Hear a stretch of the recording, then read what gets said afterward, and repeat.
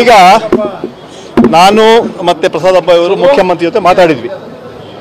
ಮಾತಾಡಿದ ತಕ್ಷಣ ಕೂಡಲೇ ಅವ್ರು ಹೇಳಿದ್ರು, ನೀವು ಅನೌನ್ಸ್ ಮಾಡಿ ಫ್ಯಾಮಿಲಿ ಮೆಂಬರ್ಸ್ಗೆ ಏನು ಮಗು ಸತ್ತಿದೆ ಅವ್ರಿಗೆ 10 ಲಕ್ಷ ರೂಪಾಯಿ ಕಾಂಪನ್ಸೇಷನ್ ಸರ್ಕಾರ ನಾವು ಕೊಡ್ತೀವಿ ಅಂತ ಅನೌನ್ಸ್ ಮಾಡಿ ಅಂತ ಮಾನ್ಯ ಮುಖ್ಯಮಂತ್ರಿಗೆ ಹೇಳಿದರು.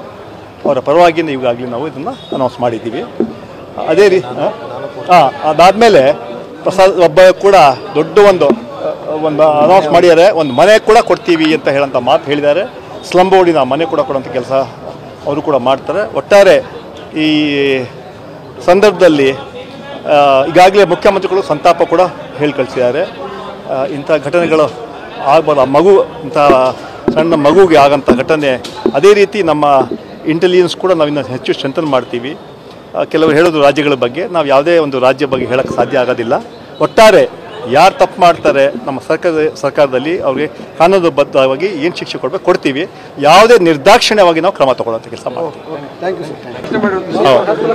ಈಗ ನಾನು ಮತ್ತೆ ಪ್ರಸಾದ್ ಅಬ್ಬಾಯಿ ಅವರು ಮುಖ್ಯಮಂತ್ರಿ ಜೊತೆ ಮಾತಾಡಿದ್ವಿ.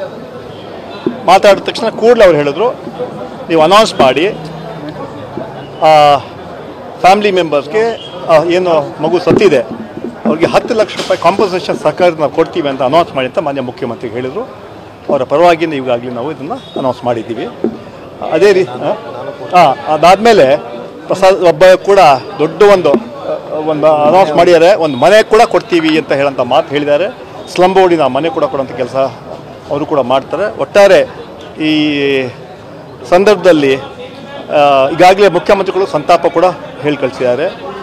ಇಂಥ ಘಟನೆಗಳು ಆಗ್ಬಾರ್ದು. ಮಗು ಇಂಥ ಸಣ್ಣ ಮಗುಗೆ ಆಗೋಂಥ ಘಟನೆ.